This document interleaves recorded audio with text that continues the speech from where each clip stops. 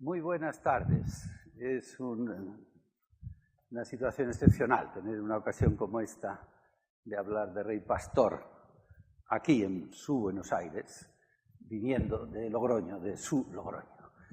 Su Logroño fue cortito, porque todas estas personas que llegan a la gran celebridad en ámbitos de la ciencia o de las artes o de la cultura en general, habiendo nacido en lugares pequeños, recoletos diré, luego sabréis por qué, han sido importantes porque se han ido fuera a lugares donde se genera el arte, la cultura, y donde las grandes ciudades o las grandes capitales. Nació en la Recoleta, ciudad de Logroño, murió en Buenos Aires y descansa en la Recoleta. Y descansa en la Recoleta, igual que para que se recuerde esta fecha de nacimiento.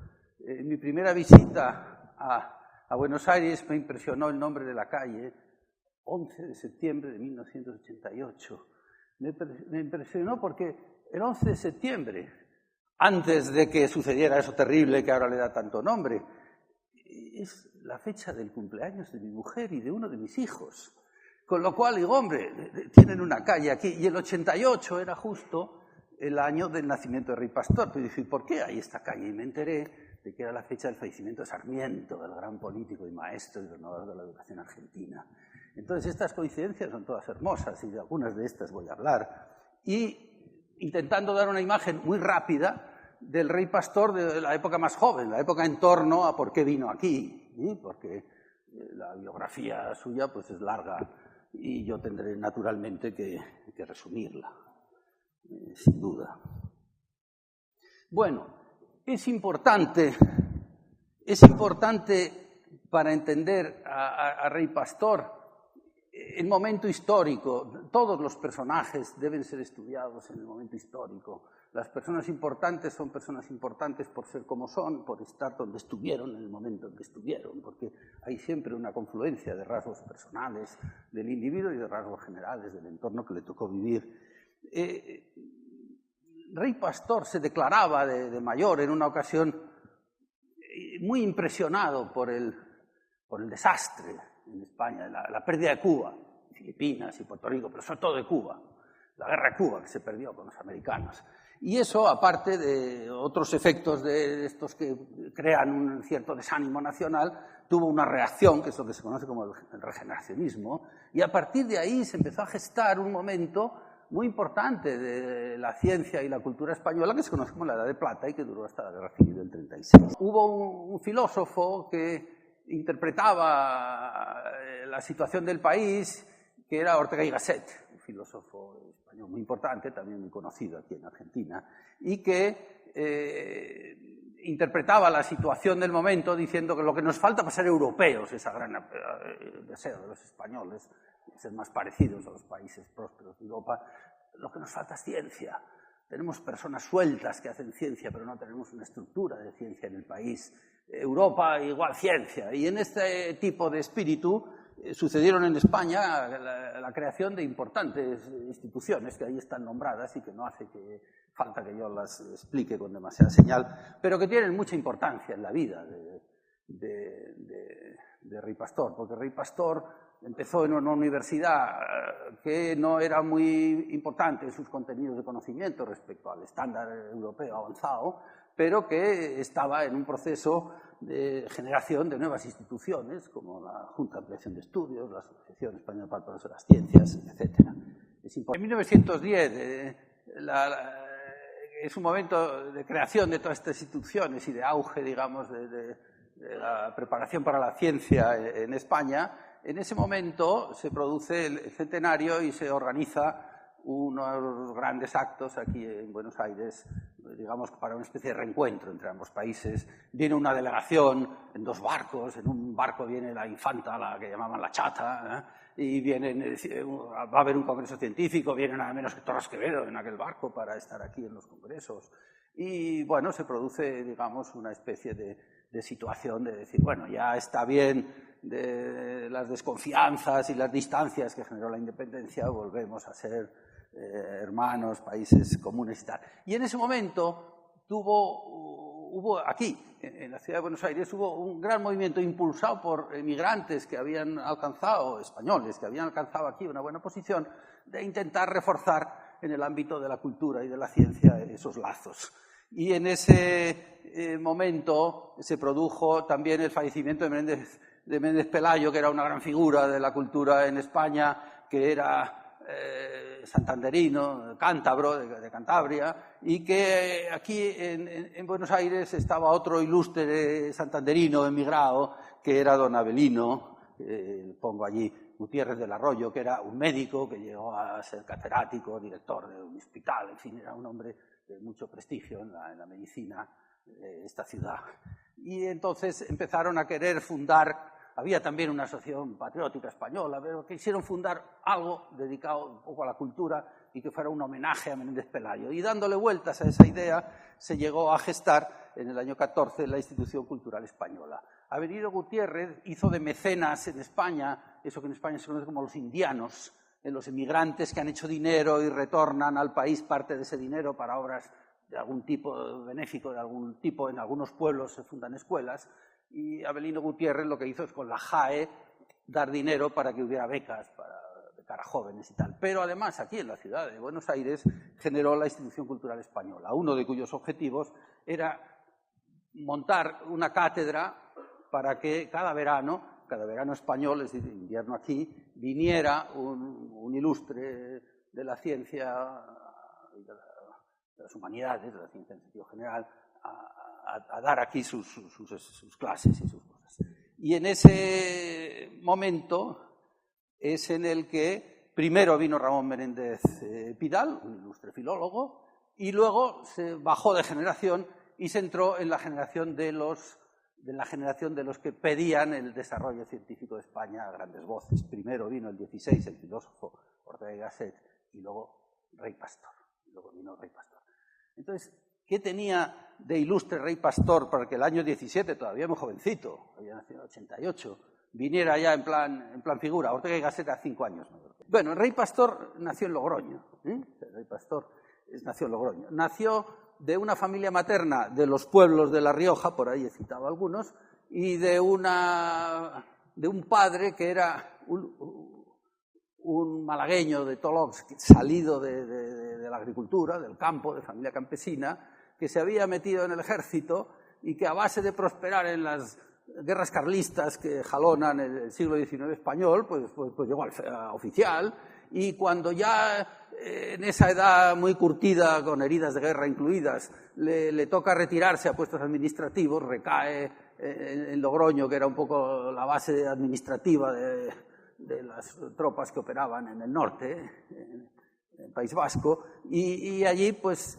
conoce a la hija de un maestro, el maestro, y he querido poner los años de nacimiento para que se vea que la diferencia entre el matrimonio de años es notable, 20 y tantos, y el padre Rey Pastor tenía una edad muy próxima a la del abuelo, a la de su suegro, pero en ese ambiente tuvo una exquisita educación, porque el abuelo, vivían en casa del abuelo, la familia, y el abuelo se encargó en casa de la educación de los chavales hasta que llegaron al instituto, etc. Entonces, su origen, digamos, es familiarmente modesto, no son y tuvo una carrera meteórica después de que el padre, como todo militar, intentara meter al hijo en la academia, que es la solución. Se hace militar y vida resuelta para siempre, ¿no?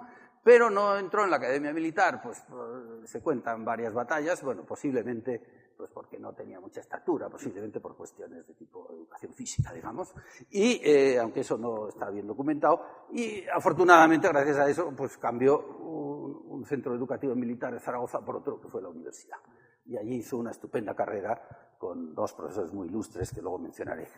Hizo la carrera con premio extraordinario, se doctoró con premio extraordinario, empezó a publicar en congresos nacionales rápido, tuvo becas de la JAE en Alemania, fue catedrático el año 11, tuvo una carrera que yo sitúo ahí como meteórica, por aquello de decirlo, y bueno, el año Alemania, su segunda estancia en Alemania la tuvo que interrumpir porque empezaba la Primera Guerra Mundial y claro, ya no hubo una tercera porque ya era imposible, y entonces es cuando empezó a hacer su actuación en Madrid. Y 2 años después de iniciar propiamente sus actuaciones como catedrático en Madrid, ya había adquirido una enorme fama y ya fue reclamado para venir a Buenos Aires. Y en esa meteórica carrera tuvo dos versiones, la versión de la geometría y la versión del análisis, que eran los dos grandes troncos de la matemática pura que se enseñaba entonces en la universidad. La geometría en España muy sintética, muy del discurso literario sobre la geometría que uno se imaginaba del espacio con muy poco lenguaje simbólico, frente a la geometría analítica, la del álgebra, las ecuaciones, que estaba un poquito como de menor importancia, porque había un matemático dominante que era Torroja, que imponía la sintética, frente a las quejas de Galdeano desde Zaragoza. Pero luego él se hizo analista, pues sencillamente porque en la tesis doctoral se fue por geometría, porque el hombre más importante de las matemáticas entonces era un geómetra y se fue detrás de él, y en cambio, como la primera cátedra que se abrió a su paso fue de análisis, pues la ganó rápidamente. Tampoco entonces había el grado de especialismo que había ahora. Casi todos los catedráticos de universidad habían opositado a casi todo hasta haber conseguido, hasta sacar alguna. Y en Europa, pues estuvo en dos sitios muy importantes. Estuvo en Berlín y en Gotinga, que era lo mejor donde se podía estar. Quizá más preocupado por sacar rédito para rentabilizar en España su formación que para prestar una atención mayor a las nuevas matemáticas que entonces se estaban haciendo en estos sitios, sobre todo en Gotinga. Pero, aparte de esa genealogía personal que he indicado en este periplo formativo, hay, digamos, una genealogía, digamos, académica, ¿no? Rey Pastor tiene académicamente pues unos abuelos que son, sobre todo Galdeano. Galdeano es el gran maestro que tuvo en Zaragoza y que proyecta muchas calidades y cualidades en Rey Pastor. Rey Pastor en general entra en las matemáticas con más fuerza que Galdeano, pero casi con los mismos, con una repetición de criterios. Luego tiene Torroja, que es el profesor de la geometría sintética, Galdeano, que es aquel, el otro ilustre, Ramón y Cajal, nuestro premio Nobel, el presidente de la JAE, que también es alguien que, si uno lee, por ejemplo, en Rey Pastor, uno de sus textos más conocidos y difundidos, La vocación científica, donde habla con entusiasmo del querer llegar a la verdad, querer ser científico, etcétera, pues uno oye ecos de los tónicos de la voluntad de Ramón y Cajal continuamente.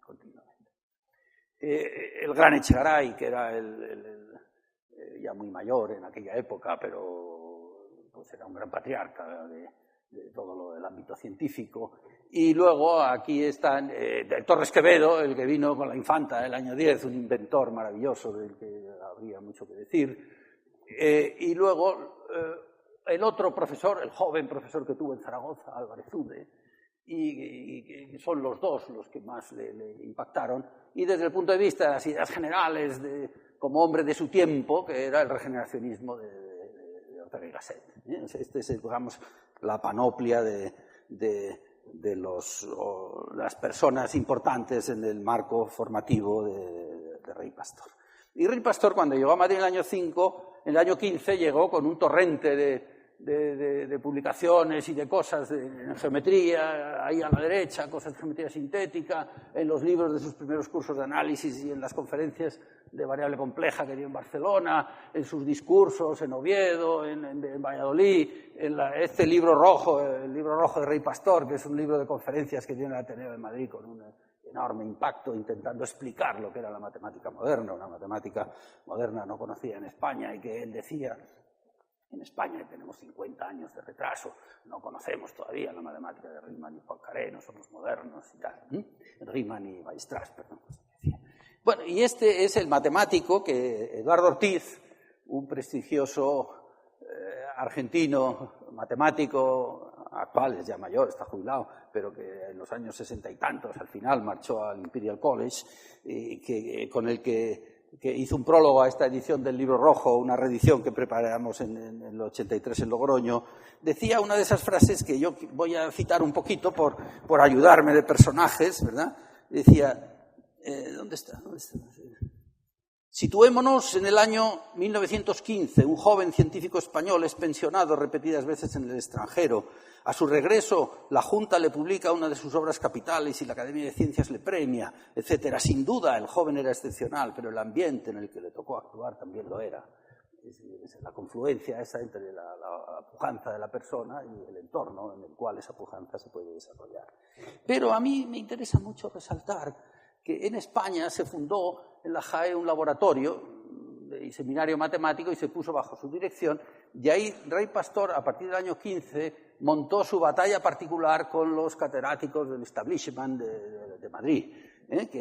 Y la batalla de Madrid, que le llamo yo, tiene dos frentes, el frente de doctorado y el frente de la... Ahí pone RESME, pero la primera R no es de Real Sociedad, sino Revista de la Sociedad Matemática Española, que entonces no era real. Y él atacaba al doctorado porque él decía, yo sé más álgebra y más análisis que los que están explicando el doctorado, quiero explicar doctorado. Pero no le dejaban. Y yo quiero que la revista de la RESME suba el nivel, la revista de la Sociedad Matemática Española suba de nivel. Y ahí tuvo dos batallas, en una ganó y en otra perdió. La victoria fue de momento una victoria un poco dramática. La revista cerró por las críticas de Rey Pastor y la gente que le acompañaba, de que la revista era mala, publicaban cosas virriosas, la gente no se atrevía a publicar porque llegaban estos con la crítica y censuraban los trabajos. Y el catedrático que entonces llevaba, que es este venerable señor de los bigotes, la revista en la facultad, digamos, tuvo que reconocer que no llegaban originales porque tenían miedo a la gente a las críticas, y como a su vez esto era el boletín de la RESME de difusión, pues claro, la sociedad quedó un poquito paralizada al para su revista. Y en esta batalla estaba cuando llega el 17 y le invitan a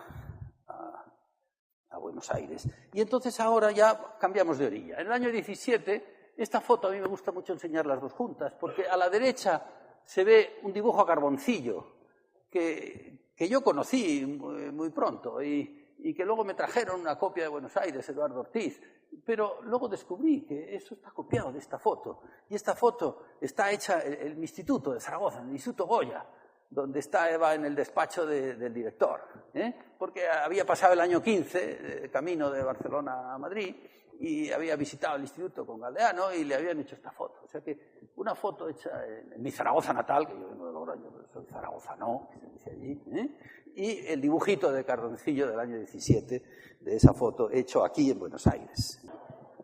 Bueno, y entonces Rey Pastor llegó, ¿y qué hizo? Lo primero que hizo fue dar múltiples conferencias que están todas aquí. Lo primero que hizo fue contar cosas que están aquí, contar cosas que están aquí. Claro, lo mismo que había contado en Madrid, pues vino aquí y lo repitió. Pero además es natural, ¿qué iba a hacer el pobre, no? Pero pues contaba las cosas que él tenía y las difundía en otro país y en otro lugar. Pero sucedió que aquí en Buenos Aires el grupo de estudiantes de ingeniería era un grupo muy potente y poderoso, y tenían una revista, la revista de estudiantes de ingeniería, y entonces los estudiantes de ingeniería, pues cuando había venido para poco tiempo, pues empezaron a decir que se quede, que se quede, que se quede, más tiempo, que nos dé un curso de no sé qué tal. Y entonces efectivamente se quedó y dictó un curso de funciones analíticas y sus aplicaciones, que es la portada esta que veis aquí, que es un libro magnífico para su tiempo, una introducción a la variable compleja, rápida y estupenda, en pocas páginas, muy bien.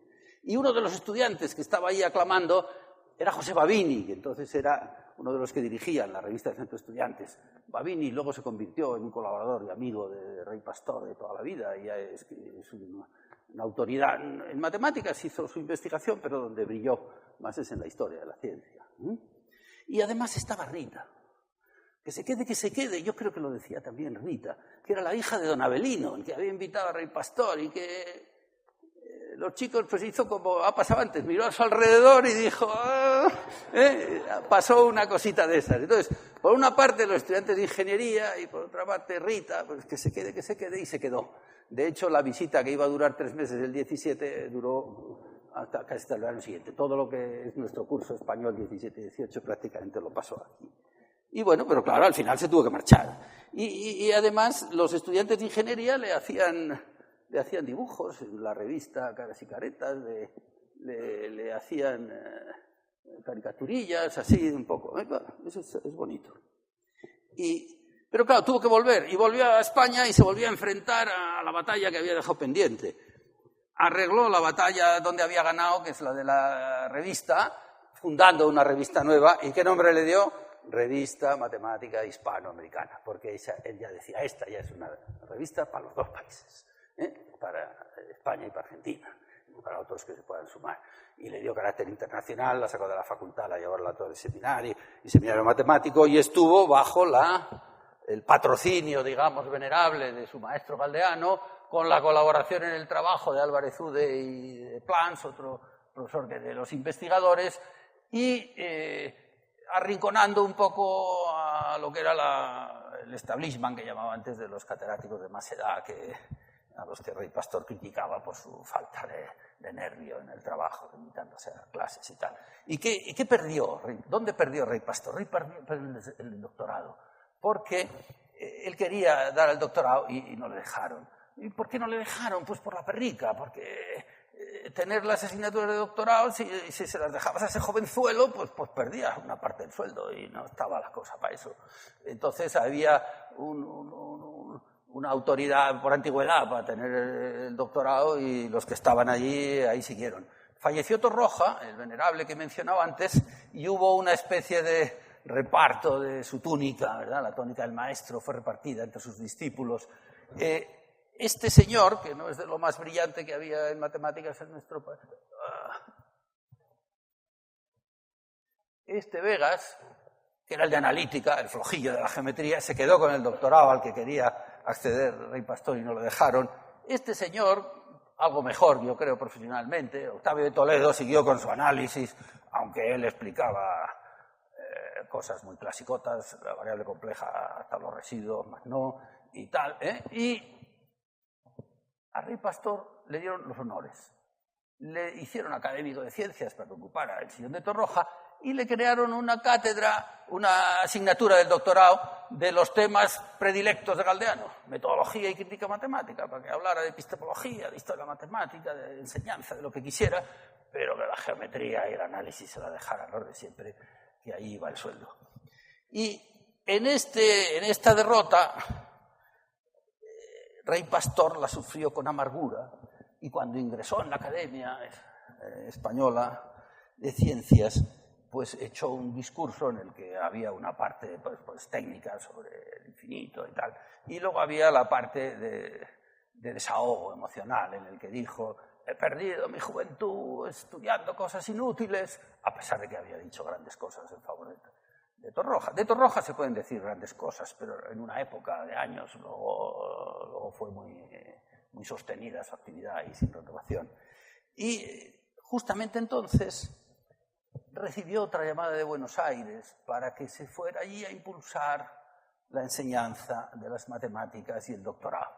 Y entonces dijo: el doctorado que no me dejan organizar aquí, lo voy a organizar en Buenos Aires. Y aparte de eso, pues yo pongo ahí, irrita, que por ahí estaba. Porque justo el año 20, don Avelino, y no lo sé seguro, no lo sé documentadamente, pero posiblemente Rita le acompañaría a toda la familia, fue nombrado en la Universidad Central de Madrid doctor honoris causa. El primer doctor honoris causa de la Universidad Central fue este señor. Entonces, bueno, yo pienso que allí se tuvo que cuajar la idea de que Julio Rey Pastor vuelve a Argentina. Y volvió con un programa para impulsar principalmente estudios superiores y doctorado de 3 años. Se supone que luego pues volvería. Y en esos años que vienen después del año 21, cuando ya se va y se instala, hizo una frenética tarea de escribir libros de texto, que son los libros de texto que luego en sucesivas ediciones ha conocido tanta gente y todavía los mayores de aquí que han estudiado. Yo estudié con Rey Pastor y tal. Bueno, sobre estos libros, a propósito de este encuentro, he escrito un artículo en la revista de Educación Matemática que por ahí empieza a circular ahora y no me voy a detener en ellos, pero es importante que hay un grupo de libros que vienen de sus enseñanzas en Madrid, que son los de arriba, y abajo los libros de Buenos Aires, que están más dirigidos a ingenieros. Los de arriba son como más teóricos, más no matemáticos, porque aquí lo que había era mucho ingeniero y él pensaba que en los ingenieros estaba el campo de cultivo donde pescar matemáticos. Venga, hay que aficionar a los ingenieros, a las matemáticas y que se nos pase a este bando alguno. Y luego empezó también una tarea de libros de secundaria que siguió con otros colaboradores en diversos países. Y bueno, por volver al tema de las imágenes, cuando Rey Pastor posa, un fotógrafo posa de frente, y cuando lo caricaturizan de perfil. La razón a la vista está, ¿no? Y en el año 24, que es cuando esa caricatura de Otto, de un estudiante de ingeniería que tenía estas habilidades de dibujante, es cuando volvió otra vez que se quede, porque habían acabado los 3 años y querían que se quedara. Para el 24 ya se había casado y ya había tenido su primer hijo, que fue una niña que se llamó Julia. En el año 24, sí, con Rita, sí, claro. Hombre, lo de Rita, ¿por qué estoy yo mencionando a Rita? Porque Rita está siempre ahí, claro. Lo que pasa que es el problema de la media hora, que no da tiempo a contarlo todo. No voy a encontrar, pero ¿para qué nombro yo a Rita? Porque claro, se casó con Rita y ya tenía un hijo, y ya que se quede, pues fue, y efectivamente el 24 renovó por otros 3 años.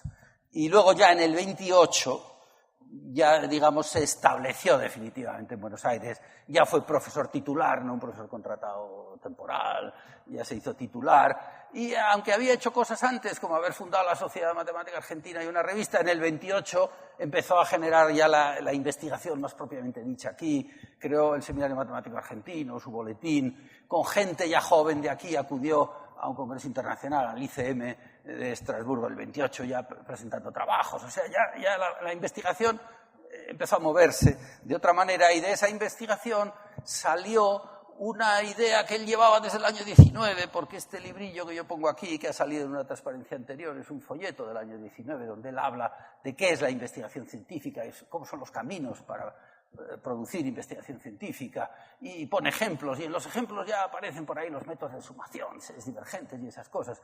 Pero bueno, como se entretuvo en tantas cosas previas de enseñanza básica y tal, pues le costó llegar a ese momento final.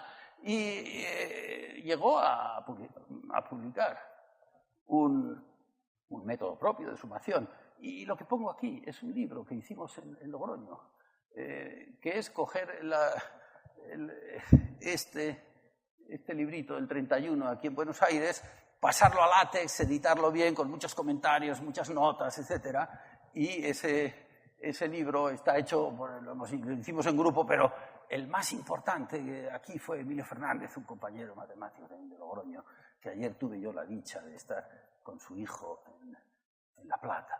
Su hijo es un joven investigador de astrofísica magnífico que ahora está aquí.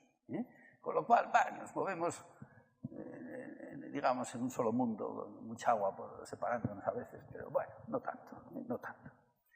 El caso es que hay una actividad científica importante de la que yo no voy a hablar porque tengo que estar siempre pendiente del reloj. Y en general, en el año 28 es donde digamos, cuaja una actividad investigadora que digamos que es la original de él, porque lo que había hecho de variable compleja era como un encargo. Torroja le había pedido, el gran ingeniero que también estuvo aquí, Torroja, y en La Plata, en el Observatorio Astronómico, y aquí ocupándose de las puertas, de las obras del puerto, de algunos arreglos de mareas en el puerto aquí de Buenos Aires, durante los años de la Guerra Civil Española. Entonces, este Torroja le había pedido que se informara sobre unos temas de la variable compleja. Y entonces, cuando estuvo en Gotinga, se preparó cosas para contárselas, y de hecho las contó en Barcelona. Pero ese tema, un poquito, pues lo dejó. Dirigió tesis en la JAE, pero su idea eran las series. Lo que a él le gustaba eran las series, y acabó propagando investigación sobre los métodos de sumación. Sumar las series que no suman, que no convergen, multiplicándolas por unos numéricos y que sí converjan y cosas de estas. En fin, una cosa un poquillo difícil para ponernos ahora, pero muy interesante. Y a partir de aquí, claro, ¿qué tengo que decir? Pues tengo que decir que la personalidad de Rey Pastor se tiene que estudiar con muchos perfiles. Fue un hombre muy variado. Hay que pensar en sus cosas académicas, de las que ya nos he hablado, como profesor, que ha dicho estudiante brillantísimo, como matemático que investigó. aunque cuando se juzga desde atrás a Rey Pastor siempre dice, sí, pero no mucho, en realidad no investigó mucho, se dedicó a otras muchas cosas y en la investigación, claro, tampoco la idea de la investigación entonces era como la tenemos ahora, con una dedicación exclusiva. Bien es cierto que en su tiempo ya empezaba a haber gentes que se parecen más a lo de ahora y él se parecía más a lo de antes. Yo cuando me gusta un poco emitir juicios sobre Rey Pastor, ¿y tú qué opinas de Rey Pastor? Y yo, pues que Rey Pastor decía que la matemática española estaba retrasada 50 años y yo digo que si Rey Pastor lo hubiéramos tenido 50 años antes hubiera sido magnífico, porque su perfil es un perfil casi más de finales del 19 que de la matemática nueva del 20, por Hilbert, etcétera, que él conoció, sin duda, pero bueno. Y luego las cuestiones profesionales, fundador de sociedades, fundador de academias, institutos de investigación, más modernamente el Instituto de Cálculo. Él tuvo un papel en los primeros institutos de cálculo de Buenos Aires y de Madrid, cuando ya era mayorcito, pero empujó con fuerza en esa dirección. Las relaciones con los colegas, casi nunca amistosas. Él tenía una habilidad para discutir y para estar enfadado con todos muy grande, muy grande. Algún profesor de aquí, Sadowski, escribió las aristas filosas de don Julio. Era un tipo complicado, Cuestiones culturales, conferenciante, escritor de artículos. En los años 20, mientras estaba aquí en Buenos Aires, venga a escribir libros, escribía en los dominicales de La Nación sobre temas científicos, y hay una colección estupenda de artículos de divulgación de Rey Pastor. Y en actividades editoriales, no solo vendiendo sus libros propios, sino creando libros de texto, sino creando libros de difusión científica, creó editoriales, trabajó para Espasa-Calpe también, dirigiendo colecciones de ciencias del Austral y de otras colecciones, en colaboración con Desiderio Paz, por ejemplo, también. O sea, tenía una actividad, y luego en lo personal y en lo familiar es también una persona muy variada.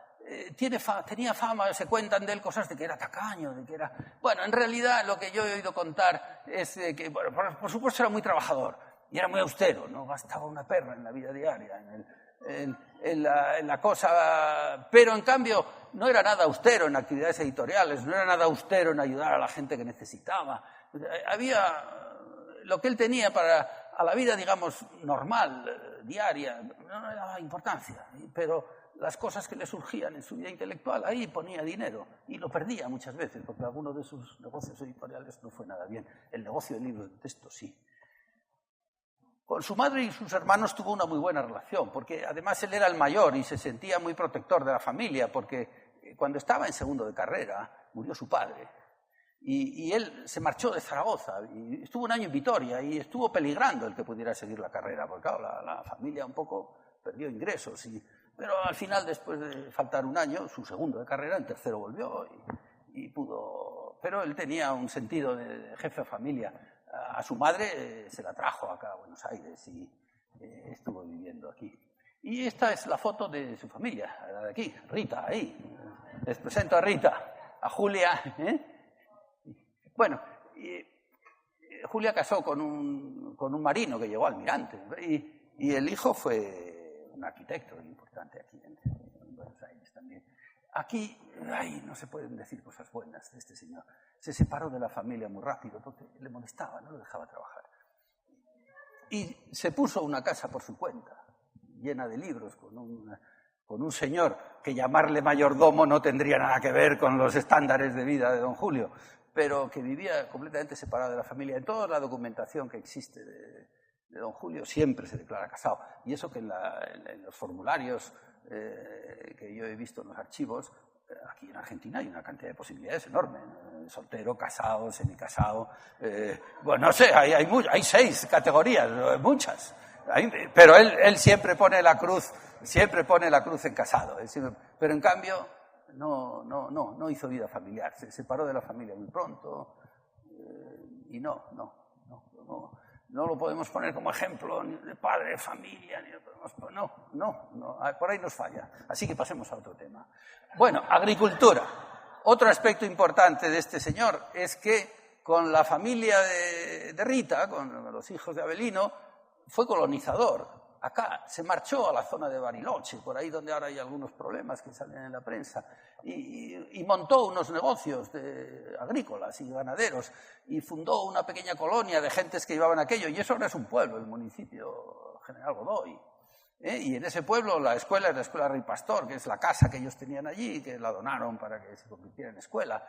O sea que tiene una vida variadísima y un montón de perfiles muy interesantes, muy interesantes. Y claro, voy a terminar diciendo, fue el mejor matemático de la primera mitad del siglo XX entre los que hablaban español. Escribía de habla hispana. Bueno, pues yo creo que eso en general es verdad. Pero siempre se le ponen peros, pero no tanto porque no investigó demasiado. Y efectivamente eso lo reconoció él mismo. Él dice que su principal interés, él es como que se dio cuenta de que había enfocado sus primeros caminos perdiendo el tiempo con la geometría sintética y que lo fundamentalmente tenía que hacer era generar en su alrededor una actividad de la que surgieran algo que deja en algunos escritos, que es algo que está también en escritos de Ramón y Cajal y es Crato que viene mucho más adelante. Las grandes cumbres solo se dan en las grandes cordilleras. Hagamos una cordillera de matemáticos para que salgan buenos matemáticos, ¿no? Y en ese aspecto también utilizaba otra frase para resumir un poco su espíritu vital, que está aquí he puesto ahí abajo: si no vencí reyes moros, engendré quien los venciera. Que eso es decir, si yo no hice en matemáticas grandes cosas, formé a gente que sí lo hizo. Y yo he puesto ahí, por ejemplo, pues uno de acá, González Domínguez, uno de allá, el que está en medio con él, en San Juan, en el acto en que San Juan ingresa en la Academia de Ciencias de Madrid, y Santaló, que es uno muy compartido también en las dos orillas, ¿no? Y esto de si no vencí reyes moros, engendré los venciera, ¿de dónde creéis que sale? Pues sale del romancero español, eso está en los romances del Cid Campeador. O sea que esta es una cuestión también que nos presenta un rey pastor, pues que tiene, digamos, unas referencias culturales, incluso diré literarias. Escribía bien, tenía buena mano escribiendo. Era un poco retórico a veces expresándose, pero escribía con nervio y con pujanza, sí. Y sin duda tenía buena formación en ese sentido. Y voy a terminar haciendo un pequeño homenaje a Rey Pastor en imágenes, porque Rey Pastor está en muchos sitios, da nombre a calles, a aulas de universidades, pero voy a hacer un recorrido por algunas cosas que a mí me gustan. Otro juego de fotos. Esa foto la hice yo en la biblioteca del Departamento de Matemáticas de la UBA. Y ahí está Rey Pastor pintado el año 62 cuando falleció. Pero esa foto está copiada de esta. Eso es un cuadro, está pintado, pero está copiado de aquí. Y eso es la foto de Rey Pastor que aparece en un homenaje que se le hizo a Rosario para celebrar los 25 años de su llegada a Argentina. Y claro, 21 más 25 es 45, pero nosotros ahora arrancamos en el 17. ¿Y qué pasó?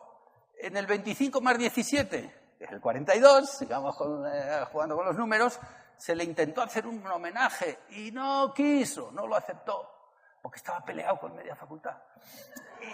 Y Babini publicó en la revista de la UMA una página hablando muy bonito de Rey Pastor y diciendo qué pena que no acepte este homenaje que le queremos dedicar. Pero luego, andando el tiempo, en Rosario, estaba Santaló entonces allí, pues le montaron un homenaje. Y claro, esperaron a sumar 25 al 21, que es la fecha de la Segunda Avenida. Pero está bien que nosotros celebremos como fecha del centenario el 17, porque en la hoja de servicios de Rey Pastor, sus primeros servicios prestados a la universidad figuran los prestados en Buenos Aires y en La Plata el año 17. O sea que esto está muy bien. Y de hecho, Babini y los próximos se lo quisieron hacer así y él no se dejó. A ver qué viene después. Español y argentino este señor. Compartimos a alguien que tiene un cráter en la luna a su nombre. Claro, a Rey Pastor algunas veces en España se le ponen pegas a todo. Yo no estoy muy de acuerdo. Bueno, pero no es la asociación internacional, solo los ingleses. Bueno, aceptemos un favorcito de los ingleses. Tampoco está mal alguna vez, ¿no? Pero ahí está. Esta es una copia de la revista en la que está declarado con una foto y tal, y esto un poco ampliado, y ahí está Rey Pastor, a de Faraday, nada menos. O sea, muy bien, ¿no? Muy bien. O sea, es lunático en el sentido de que está implantado en la luna su nombre. Esta es una cosa muy curiosa. Aquí tengo que pedir disculpas por no traer no la he encontrado, la tengo. Pero este lo tenía en colores, en una foto preciosa, y no lo he encontrado. Entonces he cogido de la revista Números, de la revista de los profesores canarios de matemáticas, la usaron como portada y he cogido un trozo. Pero este cuadro lo pintó Mariño Caruncho, un catedrático gallego de instituto que tenía una gran devoción por Rey Pastor, el que había sido profesor, y que es un cuadro naif, precioso, porque el primero, el bastidor, tiene forma de alas de avión, está en ángulo, no es un rectángulo como suele ser habitual. Luego arriba, a ver si no lo estropeo, arriba está la bandera española, así ondeando al viento, y abajo está la bandera argentina, en los colores, y no se nota muy bien. Aquí está la Rosa de los Vientos, la Carabela, por aquí anda Buenos Aires, por ahí está España, aquí hay un pizarrón lleno de fórmulas, un libro abierto y él dando conferencias. Y Mariño, a quien yo conocí, que tuve una estupenda conversación, invité a Logroño, etcétera, me decía que él pintó esto porque cuando él escuchó estas conferencias en el Instituto Nacional de Técnica Aeroespacial, en 55, y estaba hablando sobre las ecuaciones del vuelo supersónico. Y Mariño decía que él de las ecuaciones no se estaba enterando mucho, pero que estaba embobado con la figura de Rey Pastor y ver con qué énfasis explicaba. Y como sabía pintar un poco, pues pintó este cuadro.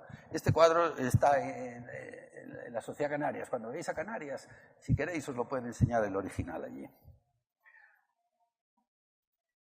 Bueno, esto está en la puerta, he visto que está ahí en la puerta. Esto es un póster. El año 2000, Año Mundial de las Matemáticas, yo hice este póster para hacer...